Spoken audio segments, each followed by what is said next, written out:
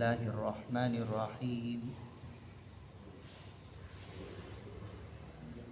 الحمد لله وكفى وسلام على عباده الذين اصطفى، أما بعد، فإن خير الحديث كتاب الله، وخير الهدي هدي محمد صلى الله عليه وسلم، وشر الأمور محدثاتها، وكل محدثة بدعة، وكل بدعة ضلالة، وكل ضلالة في النار.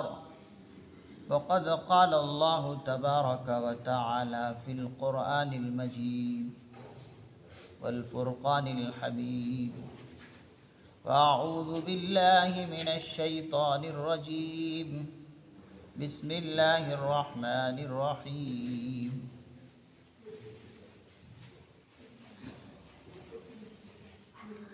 من ذا الذي يقرض الله قرضا حسنا فيضاعفه له أضعافا كثيرة، والله يقبض ويبسط وإليه ترجعون.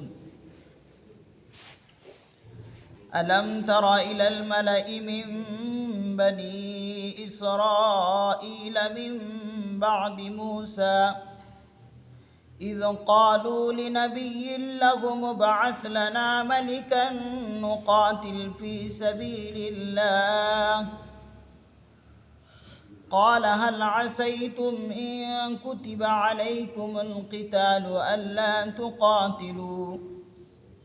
قالوا وما لنا ألا نقاتل في سبيل الله وقد أخرجنا من ديارنا وأبنائنا، فلما كتب عليهم القتال تولوا إلا قليلا منهم، والله عليم بالظالمين.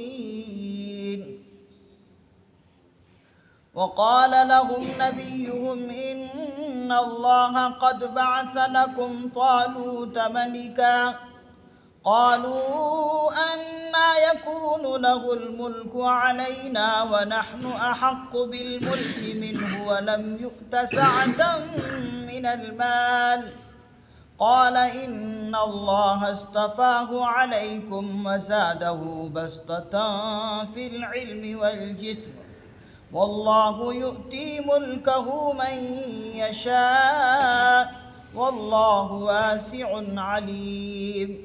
صدق الله العظيم. من ذا الذي يقرض الله قرضا حسنا فيضاعفه له أضعافا كثيرة.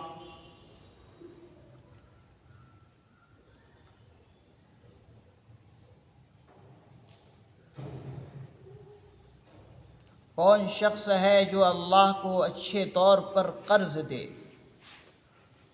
من ذا الذی یقرض اللہ قرضا حسنا، کون شخص ہے جو اللہ کو قرض دے، اچھا قرض۔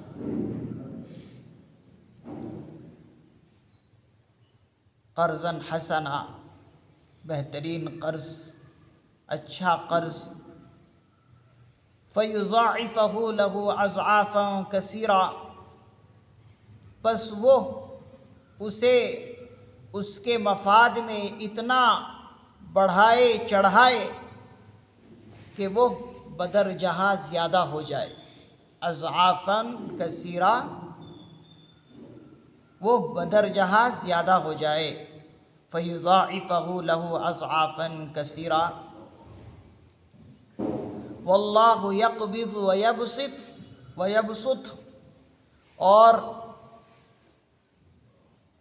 اللہ ہی تنگی دیتا ہے، ویبسط، اور وہی وسعت کرتا ہے۔ وإلیہ ترجعون، اور اسی کی طرف تم سب لوٹائے جاؤ گے۔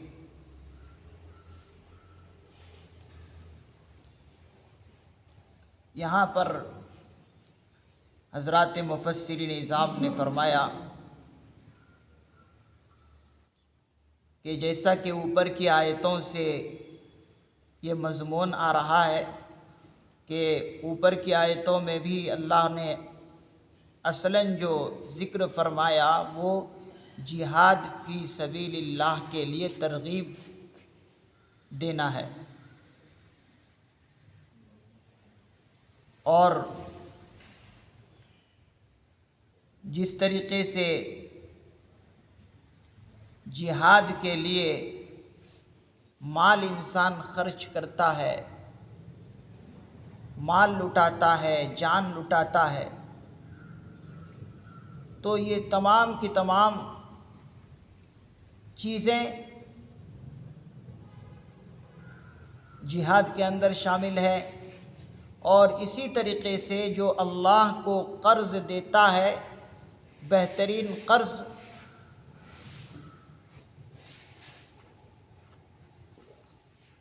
یہاں پر اللہ کو قرض دینے سے مراد کیا ہے؟ حضرات مفسر نظام فرماتے ہیں کہ اللہ کو قرض دینے سے مراد ہے نیک اعمال کرنا۔ اللہ کو قرض دینے سے مراد ہے نیک اعمال کرنا، نیک اعمال انجام دینا۔ اور اسی طریقے سے فرمایا کہ اللہ کی مخلوق کے لیے امداد کرنا، لوگوں کی امداد کرنا، یہ بھی اللہ کو قرض دینا ہے۔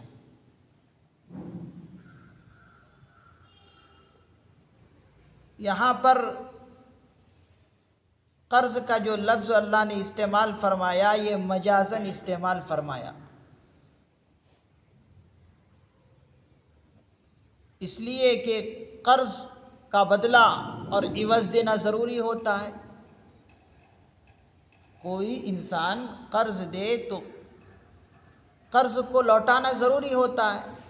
اسی طریقے سے اللہ نے مجازاً قرض کا جملہ اس لیے فرمایا کہ انسان جب اللہ کے بندوں کی امداد کرے گا اور اچھے طور پر کسی کو یا پھر قرض دے گا تو اللہ رب العزت اس کو ثواب کی صورت میں بدلہ دیتے ہیں، اس کو ثواب کی صورت میں اللہ رب العزت بدلہ دیتے ہیں، اسی لیے اس کو قرضاً مجازاً فرمایا۔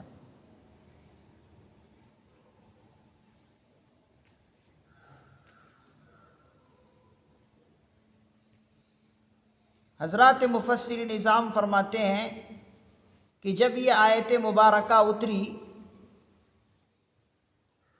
تو لوگوں کی 3 گروہ بن گئے، جیسے کہ ابن عربی رحمۃ اللہ علیہ نے فرمایا کہ اس آیت کے اترنے پر لوگوں میں 3 گروہ ہو گئے، 3 جماعتیں ہو گئی لوگوں کی۔ ایک جماعت تو ان لوگوں کی ہو گئی کہ جنہوں نے اس آیت کو سن کر کہا کہ محمد رسول اللہ صلی اللہ علیہ وسلم کا رب نعوذ باللہ محتاج ہے اور ہم غنی ہیں۔ لوگوں کی ایک جماعت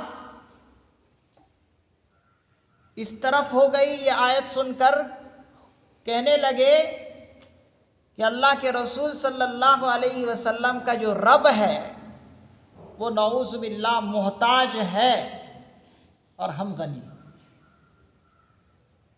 کہ اللہ ہم سے قرض مانگ رہا، تو معلوم یہ ہوا اللہ محتاج ہے ہمارے مالوں کی اور ہم غنی۔ تو اللہ رب العزت نے اس کی اس بات کا جواب دوسرے موقع پر دیا ہے سورہ قرآن کریم ہی کے اندر، لقد سمع اللہ قول الذین قالوا ان اللہ فقیر ونحن اغنیاء۔ لوگ کہتے ہیں کہ ہم فقیر ہیں، یعنی اللہ فرماتے ہیں کہ لوگوں کا کہنا ہے کہ میں فقیر اور وہ لوگ غنی ہیں۔ وہ تو خود احساس کر سکتے ہیں کہ کون غنی ہے اور کون محتاج ہے۔ ظاہر سی بات ہے اللہ رب العزت سارے غنیوں کے غنی ہے، بادشاہوں کے بادشاہ جب ہو گئے تو غنی کیا؟ انسان ہر ایک چیز کا محتاج ہے، لیکن اللہ کسی چیز کا محتاج نہیں ہے، وہ ازل سے ہے اور ابد تک رہے گا، اور ساری کی ساری چیزیں اسی کی ہے۔ انسان کی ہے ہی کیا چیز؟ اس کی جان بھی اس کی نہیں ہے، اس کی ذات بھی اس کی نہیں ہے، وہ سب اللہ کی ہے۔ تو ایک گروہ اس طرف کو چلے گی اور کہنے لگے کہ نعوذ باللہ اللہ محتاج ہے، اور دوسرے گروہ اس آیت کو سن کر یہ کہنے لگی کہ اللہ رب العزت کی آیت جب یہ سنی اس گروہ نے تو اس آیت کے خلاف وہ کرنے لگے۔ اس آیت کے خلاف کس طرح کرنے لگے کہ وہ بخیل سے بخیل بن گیا۔ جب اس سے اللہ نے قرض مانگا تو قرض دینے کے بجائے اور زیادہ وہ گروہ کیا ہو گئی؟ بخیل ہو گئی، اور مالوں سے 1 روپیہ خرچ کرنے کے لیے تیار، کسی کو دینے کے لیے، اللہ کے کسی بندے کی مدد کرنے کے لیے تیار ہی نہیں، بلکہ بخیل کی بخیل ہو گئے۔ تو بے انتہا بخیل یہ دوسری گروہ بن گئی، دوسری جماعت بن گئی۔ اور تیسری گروہ، تیسری جماعت نے جب اس آیت کو سنی تو وہ اللہ کے پیغمبر صلی اللہ علیہ وسلم کی خدمت میں حاضر ہوئے، جیسے کہ حضرت ابو الدحداء رضی اللہ عنہ وغیرہ کے بارے میں آتا ہے کہ جب انہوں نے یہ آیت مبارکہ سنی تو فوراً اللہ کے پیغمبر صلی اللہ علیہ وسلم کی خدمت میں حاضر ہوئے اور عرض کرنے لگے کہ اللہ کے رسول صلی اللہ علیہ وسلم، میرے ماں باپ آپ پر قربان ہو، بتائیے کیا اللہ ہم سے قرض مانگتا ہے؟ اللہ کے رسول صلی اللہ علیہ وسلم نے فرمایا، ہاں اللہ تم سے قرض مانگتا ہے،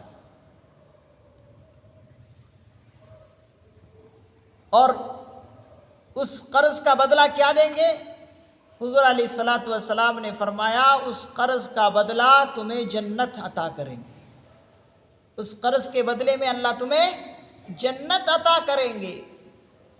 تو حضرت ابو الدرداء رضی اللہ عنہ نے کہا کہ اللہ کے رسول صلی اللہ علیہ وسلم آپ اپنا ہاتھ بڑھائیے، آپ اپنا ہاتھ بڑھائیے۔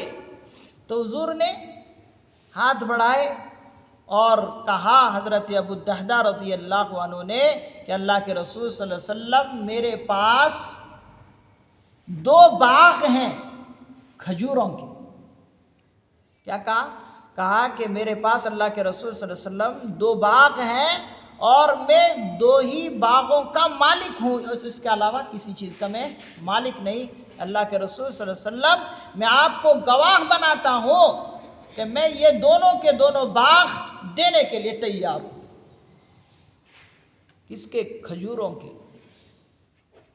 مدینے کے اندر کھجوروں کے باغوں کی کیا اہمیت ہے وہاں کے لوگوں کو معلوم، اور یہاں ایسے دوسری جگہوں کی طرح چھوٹے چھوٹے باغ نہیں ہوتے، ایک ایک باغ میں 500 600 700 درخت ہوتے ہیں، اتنے بڑے بڑے باغ۔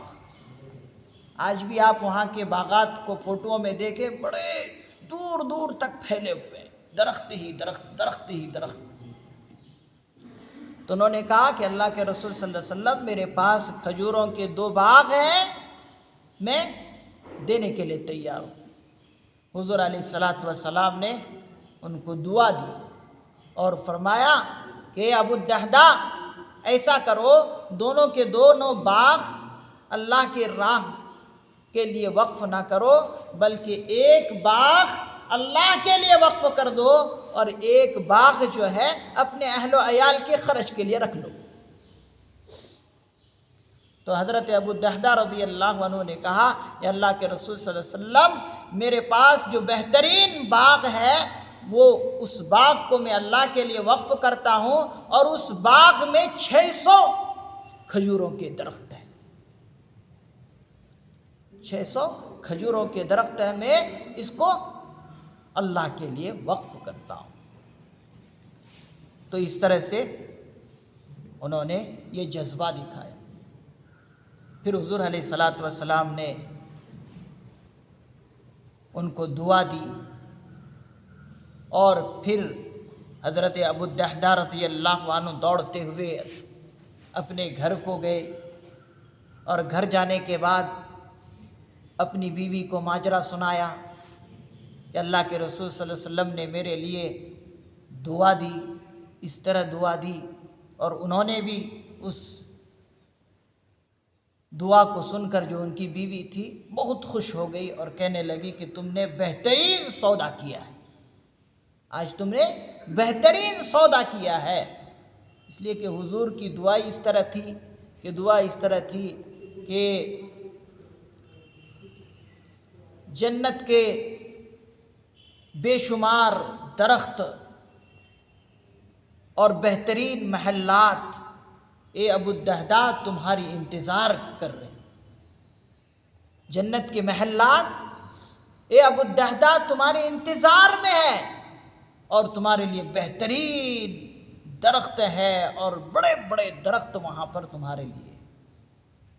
تو اس طرح جو ہے ایک جماعت تھی، اپنا جذبہ اس طرح دکھایا۔ تو اللہ کی راہ میں خرچ کرنے سے کم نہیں ہوتا، اور ساتھ ہی ساتھ بتایا کہ جو اللہ کو بہترین قرض دے اس کو اللہ رب العزت کیا کرتے ہیں؟ فَيُضَاعِفَهُ لَهُ أَضْعَافًا كَثِيرًا، اللہ رب العزت اس کو اس کے بدلے میں بدرجہ زیادہ دیتے ہیں، بہت زیادہ اللہ تعالیٰ اس کو دیتے ہیں، دنیا میں بھی اور آخرت میں تو اللہ تعالیٰ ان کو دیں گے ہی دیں گے، کئی گنا بڑا بڑا کر دیں گے۔ جیسے کہ حدیث میں بھی ہے، اللہ کے رسول صلی اللہ علیہ وسلم نے فرمایا کہ جو کوئی انسان ایک خرما، ایک کھجور اللہ کی راہ میں دیتا ہے، اللہ تعالیٰ اس کھجور کو اتنا بڑھاتے ہیں جیسا کہ احد پہاڑ جیسا ہو جاتا ہے۔ ایک کھجور کے اللہ کی راہ میں دینے سے اتنا اللہ تعالیٰ ان کو بڑھاتے ہیں کہ جیسے کہ ایک احد پہاڑ ہے۔ احد پہاڑ کتنا بڑا ہے، دیا اتنا سا اور اللہ تعالیٰ دیتے اتنا۔ تو ایک سمجھانے کے لیے مثال دیے ہیں، احد پہاڑ ہی نہیں، اس سے بڑے بڑے پہاڑوں جیسے اللہ تعالیٰ اس سے نیکیاں دیں گے۔ اور حضرات مفسر نظام نے فرمایا قرضاً حسنا سے مراد یہ ہے کہ اللہ کے راہ کے لیے جو بھی دے، اللہ کے راہ میں جو بھی خرچ کرے وہ اخلاص کے ساتھ کرے۔ قرضاً حسنا کا مطلب ہے اخلاص کے ساتھ اللہ کی راہ کے لیے دے، دکھلاوا مقصود نہ ہو کہ لوگ واہ واہ کریں، یہ مقصود نہ ہو، اخلاص نیت۔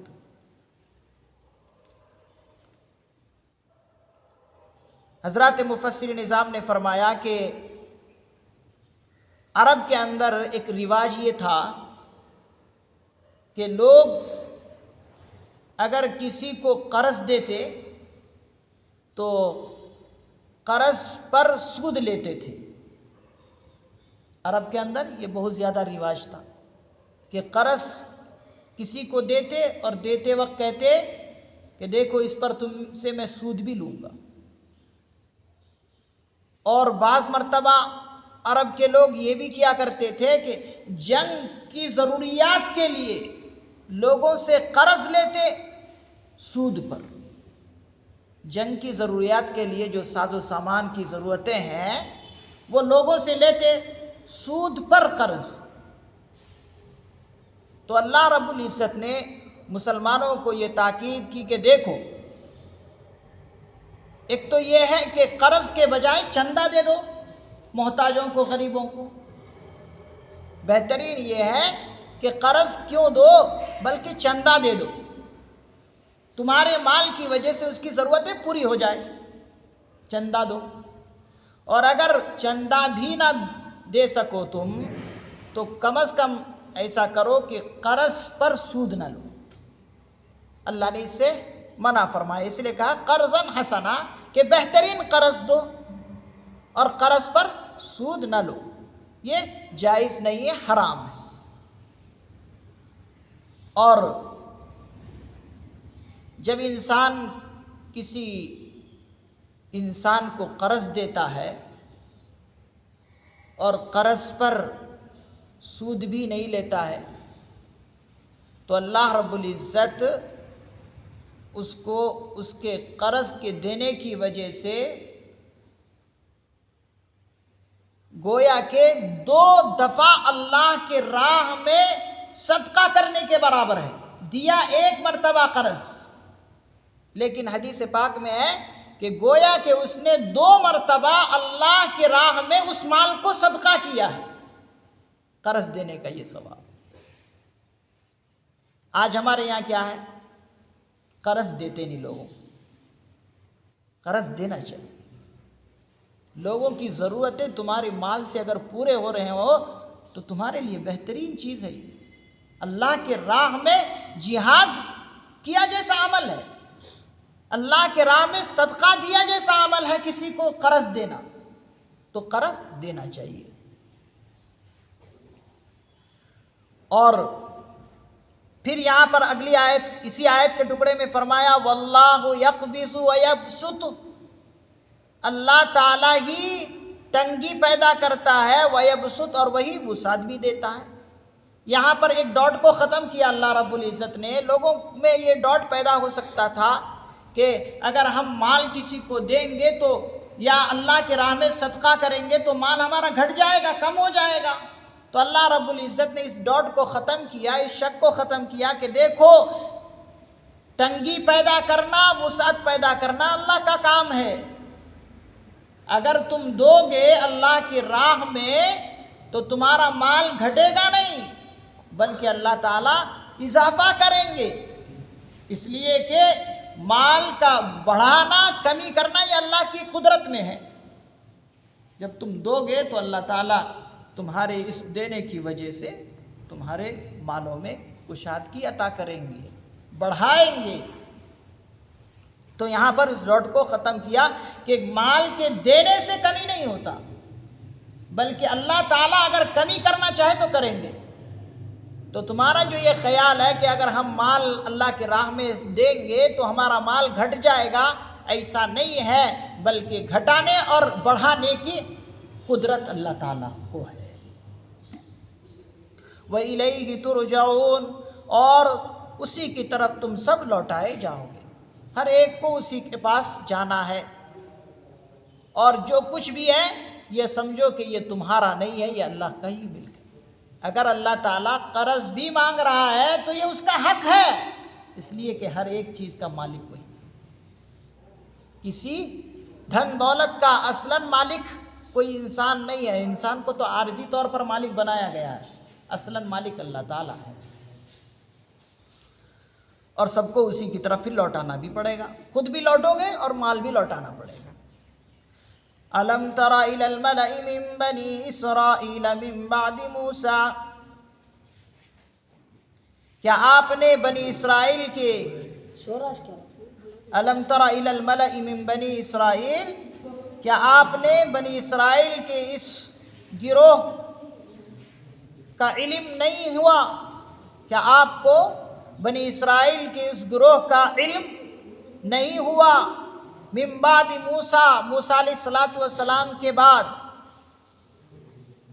اذ قالوا لنبی لہم ابعث لنا ملکا، جبکہ انہوں نے اپنے وقت کے پیغمبر سے کہا، اذ قالوا لنبی، جبکہ انہوں نے، جو موسیٰ علیہ السلام کے بعد کئی گروہ نے اپنے پیغمبر سے کہا، اذ قالوا لنبی لہم ابعث لنا ملکا، کیا کہا کہ ہمارے لیے ایک بادشاہ مقرر کر دیجئے۔ لہم ابعث لنا ملکا، ہمارے لیے ایک بادشاہ مقرر کر دیجئے، نقاتل فی سبیل اللہ، کہ ہم اس کے ساتھ اللہ کی راہ میں جہاد کریں، یعنی ان کے ساتھ مل کر دشمنوں سے، اللہ کے دین کے دشمنوں سے ہم جہاد کریں۔ اس گروہ نے کہا اپنے وقت کے پیغمبر سے۔ تو اس پیغمبر نے کیا کہا؟ قال هل عصیتم ان کتب علیکم القتال الا تقاتلوا، تو پیغمبر نے کہا کہ کیا تم سے یہ بات کچھ بعید ہے؟ هل عصیتم، کیا تم سے یہ بات کچھ بعید ہے کہ تم پر اللہ تعالیٰ جنگ کو فرض کرے، اللہ تقاتلوا، اور تم جنگ نہ کرو؟ تو انہوں نے یہ بات سن کر کہا، گروہ نے جواب دیا اس پیغمبر کی بات کا، کہا قالوا وما لنا الا نقاتل فی سبیل اللہ، اس گروہ نے کہا کہ ہمیں کیا ہو جائے گا کہ ہم اللہ کے راہ میں، اللہ کے راستے میں جنگ نہیں کریں گے؟ کیا سبب ہے کہ ہم نہیں جنگ کریں گے؟ اگر اللہ جنگ کو فرض کر دے تو ہمیں کیا ہو جائے گا کہ ہم جنگ نہیں کریں گے؟ وَقَدْ اُخْرِجْنَا مِن دِيَارِنَا وَأَبْنَائِنَا، اور تحقیق کہ ہمیں اپنے گھروں سے اور اپنے بچوں سے باہر نکالا گیا ہے، ہمارے ساتھ یہ حالت بھی پیش آئی ہے۔ فَلَمَّا كُتِبَ عَلَيْهِمُ الْقِتَالُ تَوَلَّوْا إِلَّا قَلِيلًا مِّنْهُمْ، پس جب ان پر جنگ فرض کر دی گئی، فَلَمَّا كُتِبَ عَلَيْهِمُ الْقِتَالُ، پھر جب ان پر جنگ فرض کر دی گئی، تَوَلَّوْا إِلَّا قَلِيلًا مِّنْهُمْ، تو تھوڑے لوگوں کے سوا سب کے سب پیٹھ پھیر لیے، سب کے سب پیٹھ پھیر لیے، تھوڑے لوگوں کے علاوہ۔ واللہ علیم بالظالمین، اللہ رب العزت ایسے ظالموں کو خوب جانتے ہیں، خوب جاننے والے ہیں۔ اس آیت مبارکہ میں اللہ رب العزت نے ایک واقعے کا ذکر فرمایا، اور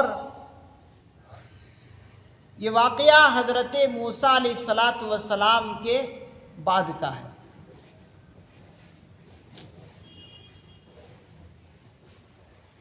بنو اسرائیل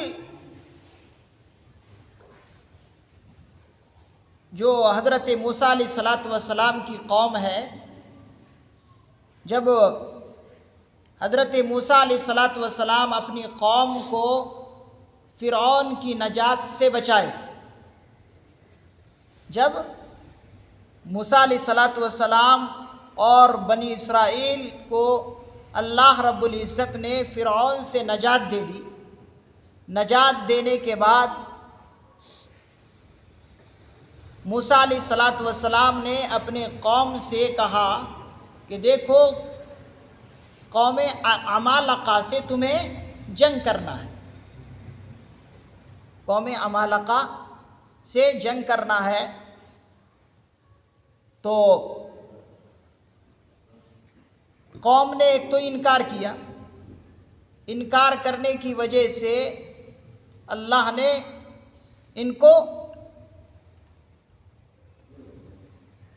ایک جگہ میں سینا نامی جگہ میں محصور کیا، وہیں پر حضرت موسیٰ علیہ السلام کی وفات بھی ہو گئی،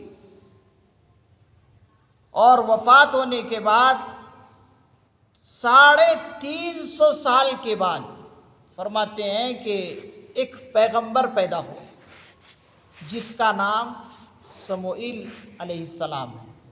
حضرت موسیٰ علیہ السلام کے 350 سال بعد ایک پیغمبر کو اللہ نے مبعوث کیا جس کا نام شموئیل دونوں کہا جاتا ہے، ان کو مبعوث کیا۔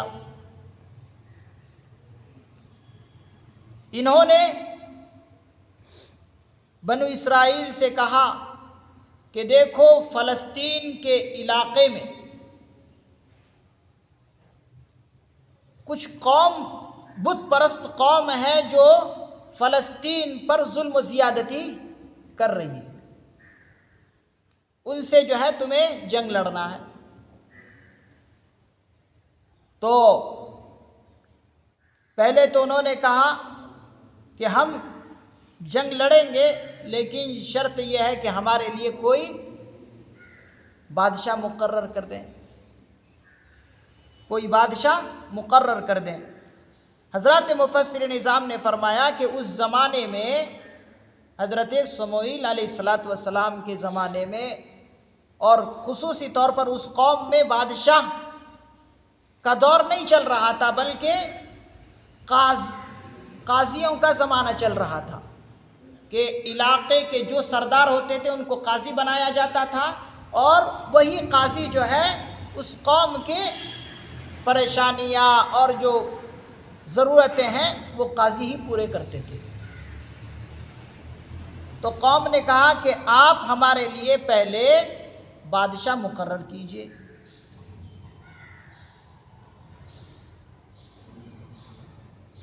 تو اللہ رب العزت نے حضرت سموئیل علیہ السلام جو کہ وقت کے پیغمبر تھے، ان سے کہا گیا، اس کو پہلے پیغمبر بنایا گیا، پھر پیغمبر بنانے کے بعد انہوں نے کہا کہ قوم سے کہیے کہ تمہارے لیے بادشاہ جو بننے والے ہیں وہ طالوت بادشاہ بنے، جس کا ذکر اگلی آیتوں میں آنے والا ہے کہ طالوت تمہارا بادشاہ ہوگا۔ تو پہلے تو انہوں نے کہا کہ اگر بادشاہ بنایا جائے اور تم پر جنگ کو فرض کرے اللہ تعالیٰ تو تم جنگ نہیں کرو گے۔ تو انہوں نے کہا کہ جنگ ہم کیسے نہیں کریں گے، جبکہ ہمیں اپنے بچوں سے، اپنے گھروں سے علیحدہ کیا گیا ہے۔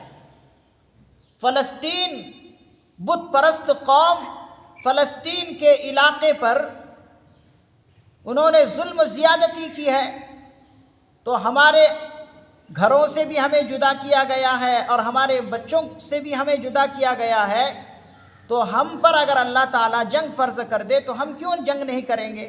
قالوا اما لنا الا نقاتل فی سبیل اللہ، کہ ہمیں کیا ہو گیا کہ ہم اللہ کی راہ میں جہاد نہیں کریں گے، جنگ نہیں کریں گے۔ وقد اخرجنا من دیارنا وابنائنا، تو انہوں نے کہا، اس پیغمبر نے کہا کہ تمہارے اس کہنے پر اب اللہ نے جنگ فرض کر دی۔ جب جنگ فرض کر دی تو کہتے ہیں کہ لوگوں کی جماعتوں میں سے سب کے سب جو ہے پیٹ پھیر لیے، بس تھوڑے لوگ ہی جنگ کرنے کے لیے تیار ہوئے۔ اسی کو اللہ نے یہاں پر ایک مضمون کے طور پر ذکر فرمایا، وَقَالَ لَهُمْ نَبِيُّهُمْ إِنَّ اللَّهَ قَدْ بَعَثَ لَكُمْ طَالُوتَ مَلِكًا، اور انہوں نے ان سے کہا، ان کے نبی نے ان سے کہا کہ بے شک اللہ نے تمہارے لیے طالوت کو بادشاہ بنا کر اللہ نے بھیجا ہے۔ وَقَالَ لَهُمْ نَبِيُّهُمْ، تو ان سے ان کے نبی نے کہا کہ بے شک اللہ نے تمہارے لیے طالوت کو بادشاہ بنا کر بھیجا ہے۔ تو اب قوم کیا کہتی ہے؟ قَالُوا أَنَّا يَكُونُ لَهُ الْمُلْكُ عَلَيْنَا، قوم نے کہا کہ ان کو ہمارے اوپر بادشاہت کا حق کیسے آ گیا؟ پہلے تو انہوں نے خود فرمائش کی قوم نے کہ ہمارے لیے پہلے بادشاہ مقرر کیجیے۔ اب جب طالوت کو بادشاہ بنایا گیا جالوت سے لڑنے کے لیے، جو کہ جالوت بادشاہ تھا ظالم اور فلسطین کے لوگوں پر ظلم و زیادتی کرتا تھا اور بہت سارے علاقوں کو جو ہے پریشان کر کے تھا، تو جب اس قوم کے لیے اللہ نے طالوت کو بادشاہ بنایا ان کے مطالبے کے مطابق، تو اب کہتے ہیں قالوا انا یکون لہ الملک، کہنے لگے کہ اس کو ہمارے اوپر بادشاہت کا حق کیسے حاصل ہو گیا طالوت کو، ونحن احق بالملک منہ، اور ہم تو اس سے زیادہ بادشاہت کے مستحق ہیں۔ حضرت طالوت کو جب اللہ نے بادشاہ بنایا تو بادشاہ پہلے یہ بہت غریب تھے اور بادشاہ بنانے کے بعد بھی غریب.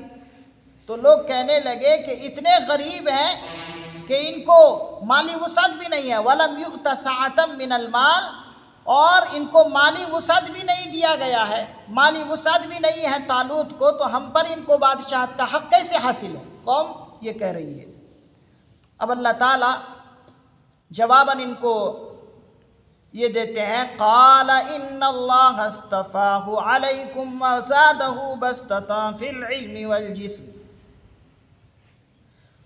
تو پیغمبر نے ان سے کہا کہ ان اللہ اصطفاہ علیکم، کہ بے شک اللہ نے اس کو تم پر بادشاہت کے لیے چن لیا ہے.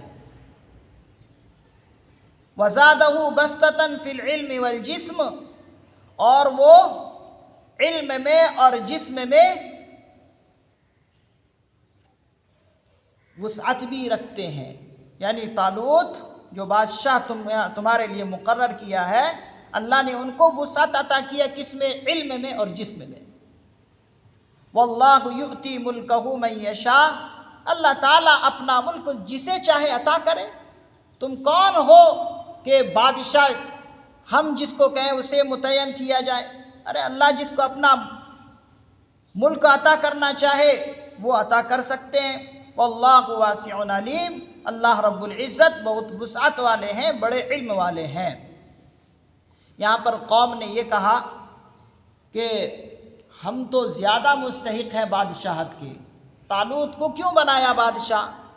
تو ان کو جواب دیا گیا کہ دیکھو اس طالوت کے اندر بہت ساری خوبیاں ہیں. ایک خوبی تو یہ ہے کہ علم میں تم سے یہ زیادتی ہے، اور حکومت اور سیاست میں چاہیے کیا؟ علم چاہیے، علم میں تم سے زیادہ ہے. اور ساتھ ہی ساتھ بتایا کہ جسم میں بھی یہ تم سے زیادہ وسعت ہے. یعنی اللہ نے ان کو جو جسم عطا فرمایا ہے، ہیبت ان کے جسم میں ہے، اور رعب دوسروں پر طاری ہو جائے اللہ نے ان کو وسعت بھی عطا کی. جسم کے اعتبار سے بدنی طاقت بھی اللہ نے ان کو عطا کی ہے. تو دو چیزیں ان کو حاصل ہے. اگرچہ مال نہیں ہے لیکن اللہ تعالیٰ جسے اپنا ملک چاہے دے دے، جس کو بادشاہ بنانا چاہیے اللہ کے اختیار میں، تمہارے اختیار میں نہیں ہے جو تم چاہتے ہو. تم کہتے ہو کہ ہمیں زیادہ حقدار ہیں بادشاہت کے، ایسا نہیں ہے. اللہ وسعت والے ہیں، اللہ تعالیٰ وسعت والے ہیں کہ ایک ایک حکم میں، ایک ایک چیز میں اللہ کی ہر حکمتوں سے بھرپور ہے. اور اللہ تعالیٰ کو علم بھی ہے کہ آگے کیا ہونا ہے. اللہ کو پورا معلوم ہے، تمہیں معلوم نہیں ہے، تو تمہارا اعتراض کرنا یہ غلط ہے.